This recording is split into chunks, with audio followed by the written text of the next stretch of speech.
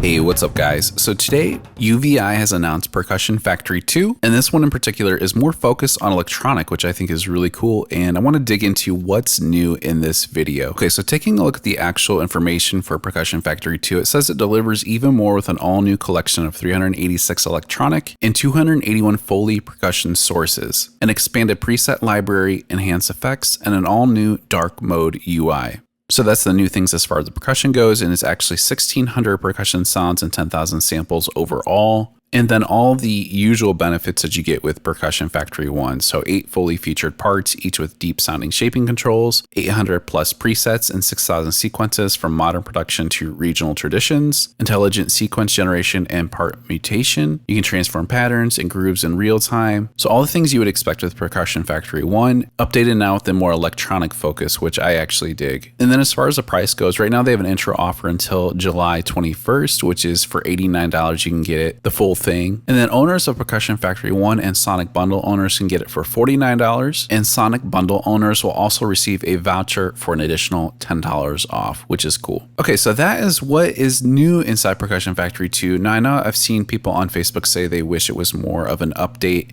to Percussion Factory 1, that it would make more sense, and I kind of agree with that sentiment. I really do. $49 is not bad, but is it really worth it?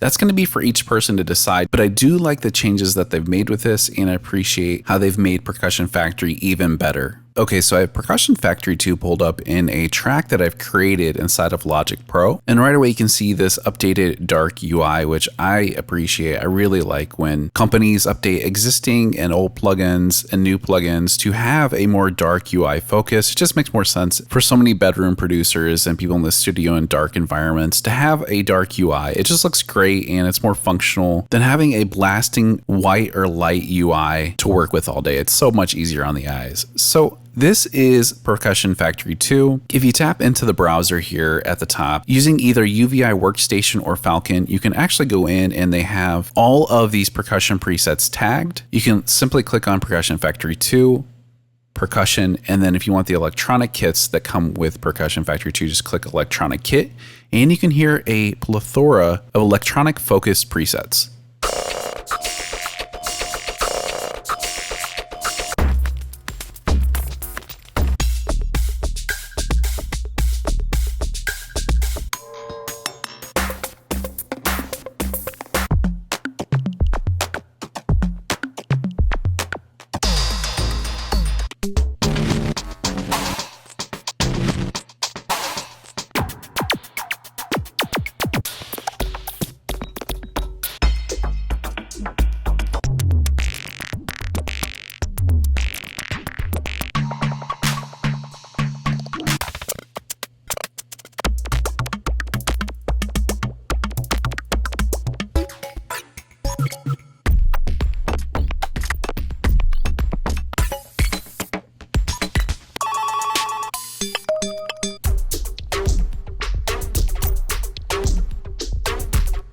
Okay, so you get the idea. That is a handful of the presets that come with Percussion Factory 2. And now I'd like to show you a track I made with Percussion Factory 2 being the backbone. So in this track, I have 21 tracks in total, and 3 of those are Percussion Factory 2 making up the percussion structure, and you can hear it right from the get-go in the intro. So here is my latest track using Percussion Factory 2.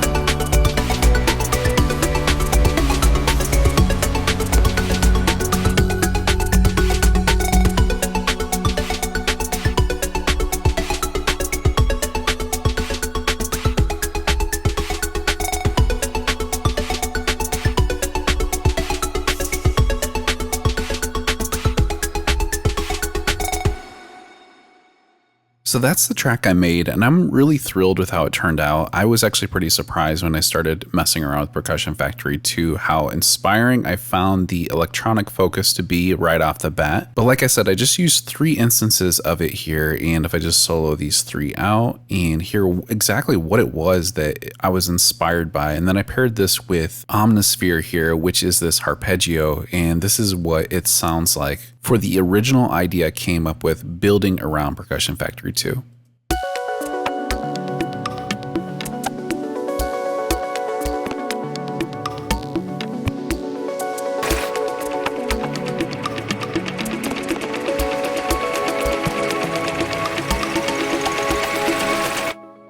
So just a very simple idea, but it worked so well. And it was easy to go in here and manipulate these different instances of Percussion Factory 2. And how I did it with each of them is I use this edit feature here, and then there's a MIDI generation button that you can click that allows you to drag it directly to your project and drop it in the timeline. And then you can click on the MIDI performance and go in and edit things on a detailed basis.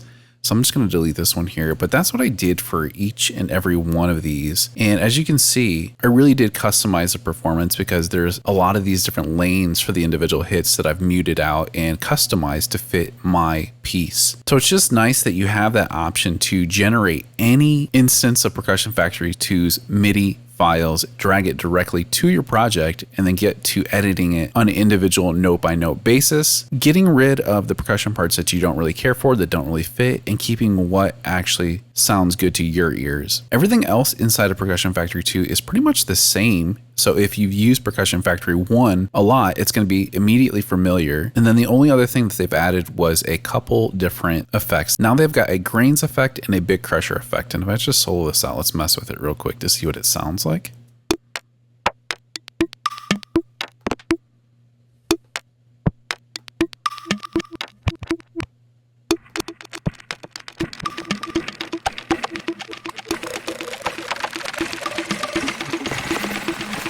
That's kind of cool. I like that grain effect. And then the Bitcrusher effect here.